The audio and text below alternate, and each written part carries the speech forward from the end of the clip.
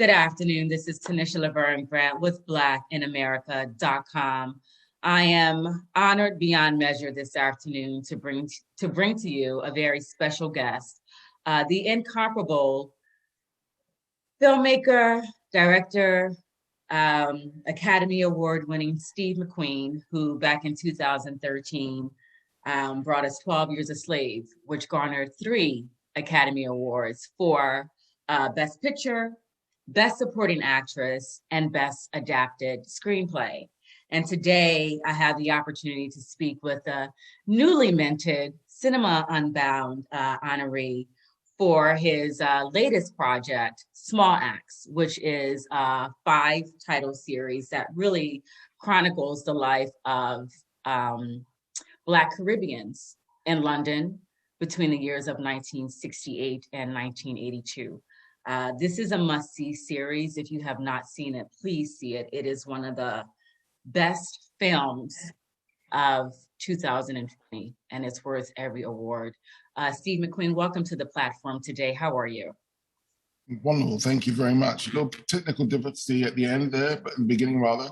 But we're here now. We are here.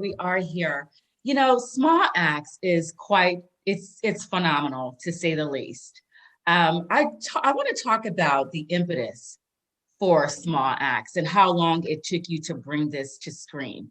You know, it's 5 films, or I like to say 5 titles, that is really chronicling Black life in London, which I think is really amazing because as I'm watching it and as I reflect on, you know, just being a member of the press, American press and Black American press, you know, I listen to some of the questions that, you know, African-American journalists will ask Black Brits.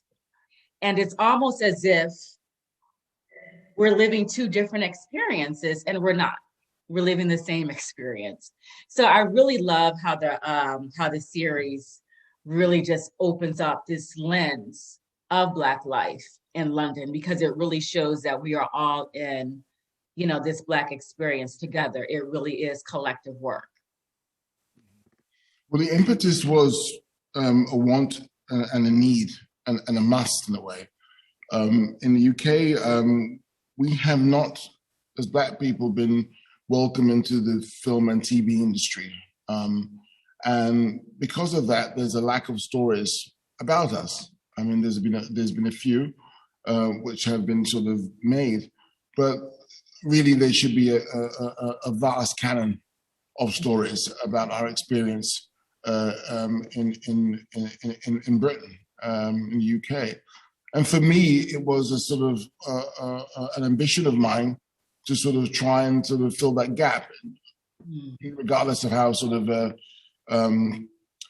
futile it was. It was a want, and I thought, okay, well, I want to do 5 films about a particular period in time where we were at our most sort of resilient in a hostile environment.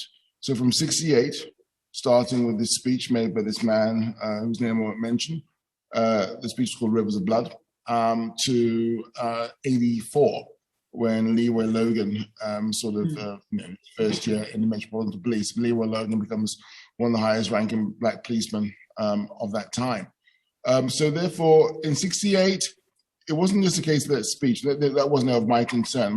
But what was interesting was that a parallel situation was going on, was that Frank Critchlow was opening the Mangrove restaurant, a restaurant which became, after a few years of that, very notorious. So notorious so that, you get to a situation where you get this gentleman and some of his friends ending up at the highest court in the land, the Old Bailey, a court reserved for terrorists and people who have, terrorists and murderers, violent murderers, and people who have committed treason. So that's how the breadth of our sort of narrative that I want to explore, from that '68, Frank Critchlow and Mangrove, all the way to Leroy Logan in '84 and all the things in between. What's interesting is, I graduated from an HBCU, Historical Black College / University, here in the United States. Cheyney University of Pennsylvania is founded in 1837. And we pride ourselves, on cultivating, pride, creativity, commitment to excellence, and understanding what's going on with Black pain globally. And I had not heard of Alethea Jones LaPointe until your movie. Mm-hmm. And I found that very fascinating. In your experience, just in doing press, had you found that most people had not heard of her or heard of her story and her contributions to the Black Panther movement? Yes. I think with America, particularly North America, not necessarily South America or Canada even, I think particularly North America, it seems to be often encapsulated in a bubble, often where people are inward looking rather than outward looking. And that's a problem because I think there's so many connections, of course, to people from that region to elsewhere in the world. I mean, it's very evident. Wow. I mean, like I said, I was quite fascinated and embarrassed that I hadn't heard of this amazing woman. Well, I don't necessarily think I don't necessarily think you have to be embarrassed, but it's just one of those things. But I think it's one of those things. But these people, I think at the same point you only give what you give them, but also at the same time one has to be curious or more curious, more less self-reflecting and more outward-looking, because that's what the answers are. I mean, when you think of people like Malcolm, when you think about people, every time when you think about people, Martin Luther King, when they went outside of the so-called the terrain that they should be in, that's when they became more dangerous. That's when they became more global. That's when they became more sort of, inward look, reflective in a way which became actually much more powerful. And because it became much more powerful, they became much more dangerous. Wow. Now you cast the beautiful Letitia Wright in the role of Alethea. She's amazing. Was there any other actress you considered, or was she the one who was primarily in your mind for this role? I met Letitia way before Black Panther, for example. I met her, I think, in 85, 2015, 2016. I met her. 2016, I think I met her. Because it's been preparing for quite a long time, and it was Gary Davis, casting director, who I worked with for a long, long time. He introduced me to her, and I thought, okay, well, yes, she didn't even audition for it because from that interview, from the conversation rather, her energy was so infectious. I thought, oh, well, that was it, and I didn't even bother sort of auditioning her. So I had it. She had it. It was so beautiful to watch her in this role. We had an opportunity to see her in a way that we have not seen her yet. She exercised every acting muscle, every tool in her acting bag, she pulled from, and she executed this role to perfection. When I think about, I'm hoping she gets sort of recognition for it because she actually went there. She went there. She did an exceptional job. The whole series is beautiful to watch. I mean, Lovers Rock happens to be my favorite. I think it's because it takes place in the 70s. I was born in 1973. And all the while I'm watching it, I can see the reason why I'm here. I could see my parents' Black love, emanating, from off the screen. It was really quite beautiful. What was your reasoning for wanting to portray, the Black love experience in that way? Or what was the reasoning behind, Lovers Rock?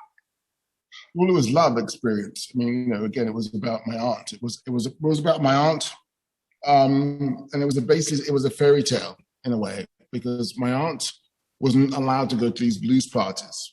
My grandmother would not let her go, but my uncle used to leave the back door open for her to go out, and she used to sort of escape on the Saturday night, Sunday morning, very early, and go to these blues parties, and then come back very, very early the next day. Then she'll go knock on the door, time for the church. Yeah, I love that. I love that. First of all, I was so nervous. I was like, oh my God, is she going to get busted? I'm like, Steve, you cannot do this to me. Please don't let her get caught after having her amazing experience out. Because those moments, I attended those same kind of parties, here in the United States. I've also spent an enormous amount of time living in New York City, living in a Caribbean community. So I've attended those kinds of parties, and they're quite special. They're quite special. They are a very delicate piece of our coming of age, if you will. So Yeah, um, yeah. Lovers Rock is definitely one of my favorites. I think that scene where the main character, and excuse me, I'm having a memory flub, but it's the birthday girl, and she's all dressed in her beautiful red dress, and she's kind of hating on the star, who she seems as a threat to her existence in this party, and then she's put in the very compromising sexual situation. And the young lady who she has an attitude with comes to save her from that, and it's just all a part of, unfortunately, the delicacies of being a Black woman, and so I thought Lovers Rock just came together in such a beautiful way, just telling just the eloquence of being young and being Black, and just watching that evolution. I thought that was like, well done, really well done. Small Axe, again, you have to see this. If you have not seen Steve McQueen's Small Axe series, you have to see it. So just getting back to, you said Lovers Rock was inspired by your aunt. Talk a little bit about your aunt. Is that a very special relationship, obviously, that you have with your aunt? Because I'm an aunt, and I have one nephew, and so he is the light of my heart. He is my why. So when I saw, the aunt in the next one, Red, White, and Blue, I thought that was quite special too. Just watching Leroy sit in front of his aunt, and she's just like, hey, this is not who you are. This is who you are. Yeah, absolutely. Again, all the way through Small Axe, there are these amazing women. And often, actresses don't get opportunity to sort of portray those women in the way that they are, and to live and to breathe. And I think that's interesting because you mentioned a few times the women in the series or films, and it's kind of evident that these are sort of fully rounded, sort of muscular characters in a way, and they're just sort of they're vulnerable, they're strong, they're all these things. And first and foremost, they're pretty beautiful in every single way. And I think again, it's one of those things where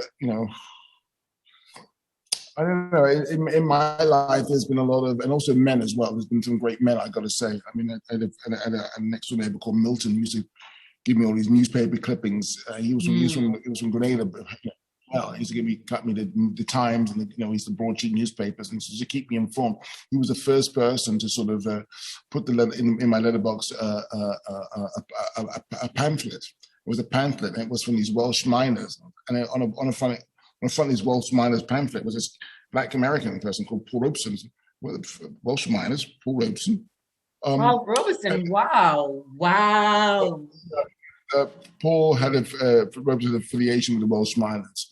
He supported Welsh miners when he was in Europe. But anyway, what I'm trying to say, it's just all of those people who help you along the way, who are your uncles, who are your aunts. It's all about that. But within our narrative, you'll see a lot of people like that. Yeah. And my Aunt Molly was special because she was just one of those people who was very adventurous and very sort of avant-garde. So that was it. I love that. Now, what was your decision to cast John Boyega and Red, White, and Blue? He was absolutely amazing. And it's interesting because, over the summer, there was more political unrest in terms of Black Lives Matter. And I remember, watching John Boyega in a YouTube video that had gone viral of him protesting in London. And then I'm watching him in some of the scenes in Red, White, and Blue. And I'm like, my God, and just out of curiosity, like, what was the timetable? Was Red, White, and Blue shot before or after John Boyega gave that speech? It was shot. I think what happened in that situation is that it was shot before, but I think, again, through our conversations, John was inspired by us and we were inspired by John, because what happened was that when we were shooting the movie, we were having a lot of conversations. And of course, and then there was some downtime.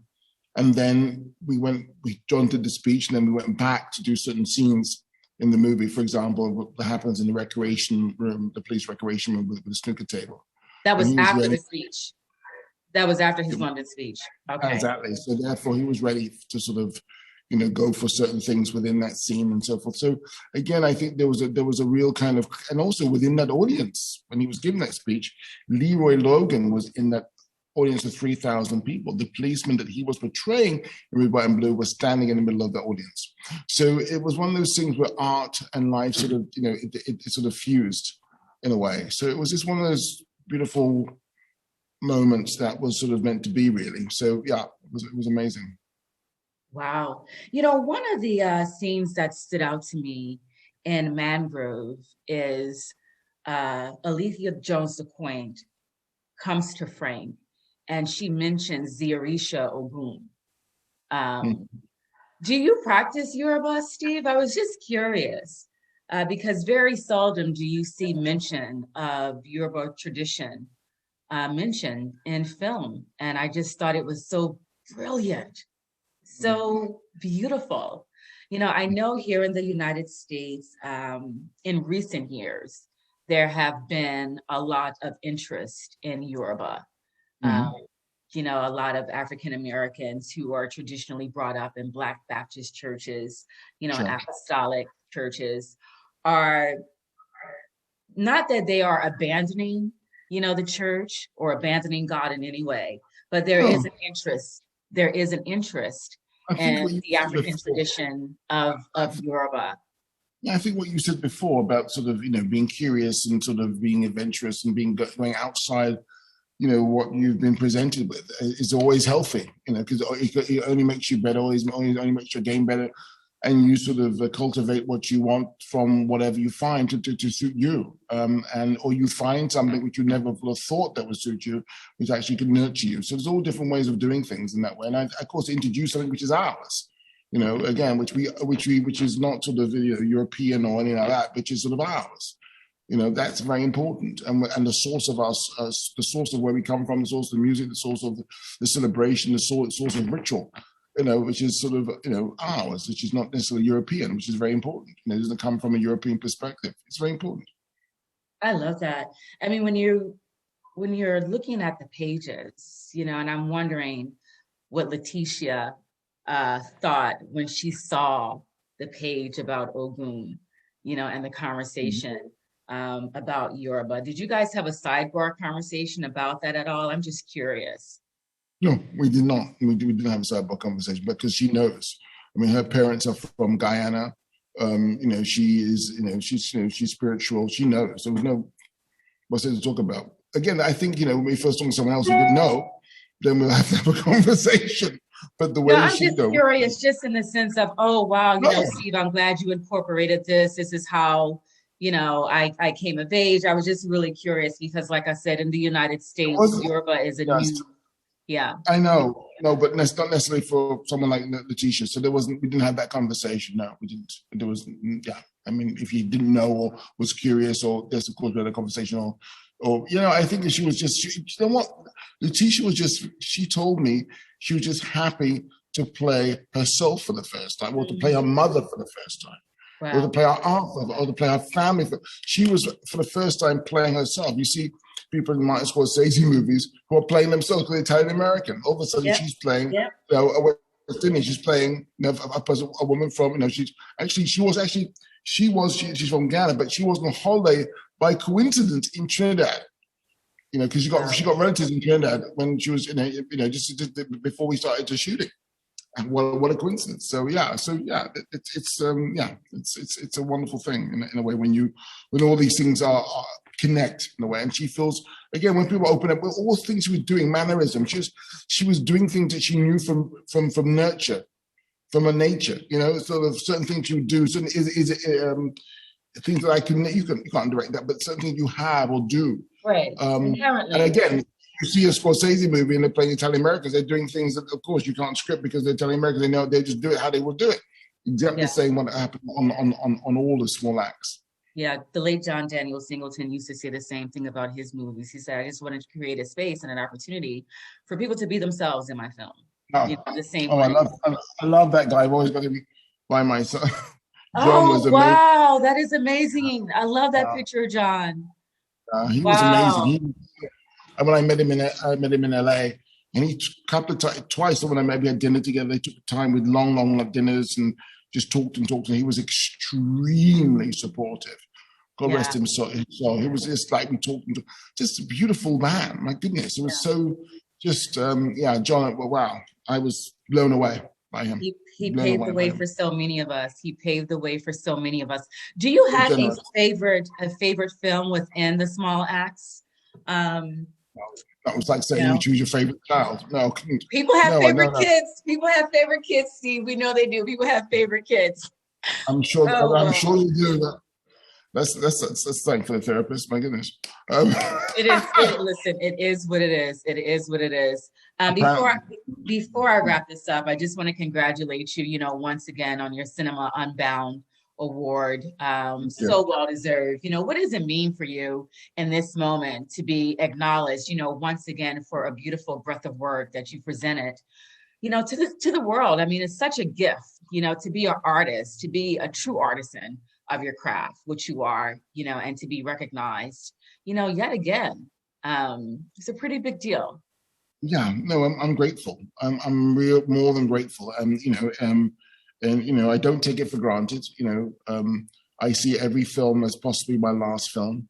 And it's one of those things where, it's about appreciation of also all the people I work with to make what I make. And also it's one of those strange things because I'm sitting here talking to you and I was talking to a friend of mine today and we were talking about our friends from school and what they're doing and what we're doing, what I'm doing. And it's like, it's just to be a Black man talking to you and talking about a certain sense of freedom I have in making work. It's a miracle. It's a miracle. So I say thank you. I'm blessed. Thank you very much. You are indeed welcome. We are all miracles, and just keep making great art, Steve. I cannot wait to see what's next. You never cease to amaze us. You teach us. Oh, great. And you reveal us to ourselves in such a beautiful way. Thank you so much for your time. Enjoy the rest of the day. Enjoy the weekend. Again, ladies and gentlemen, please tune in to Small Axe. It's on Amazon. See it, watch it. Just sit with it. Sit with it. It's absolutely beautiful. Thank you so much for your time. Tanisha Laverne Grant with blackinamerica.com. Thank you.